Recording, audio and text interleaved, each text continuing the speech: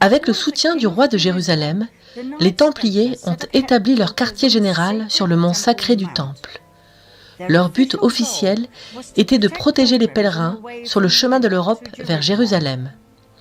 C'est en soi assez fascinant. 9 chevaliers ont été officiellement nommés pour protéger les pèlerins chrétiens sur une distance de 4 à 5 000 km. Dieu seul sait comment ils y sont parvenus. Leur but, moins officiel, était de reconstruire le temple de Salomon, détruit en 586 par le roi de Babylone, Nabuchodonosor. Pourquoi cela était-il si important pour eux? Nous y reviendrons plus tard. En 1129, l'ordre des Templiers a reçu le soutien officiel de l'Église catholique romaine.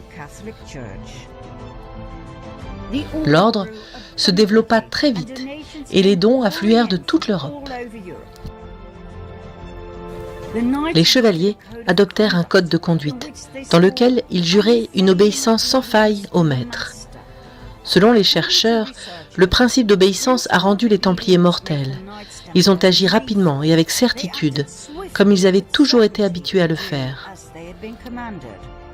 La force du Templier est ainsi devenue le prolongement de la volonté de son commandant, le grand maître.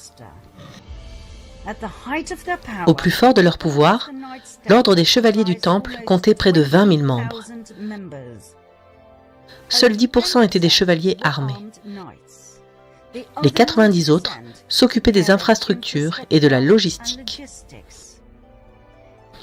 Même si les chevaliers avaient juré de mener une vie de pauvreté, l'ordre était excessivement riche, possédant de grandes parcelles de terre, des fermes, des vignobles, des moulins, des chevaux, des armes, du matériel, l'île de Chypre et une impressionnante flotte de navires.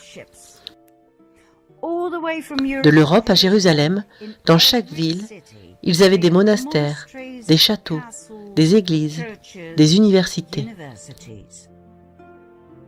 Ils étaient si puissants qu'ils n'avaient pas besoin d'obéir aux lois locales.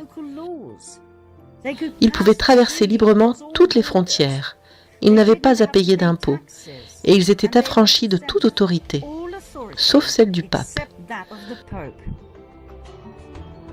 De plus, tout ce qu'ils prenaient à la population musulmane, qu'ils soumettaient et assignaient à leur chemin, était donné à l'ordre.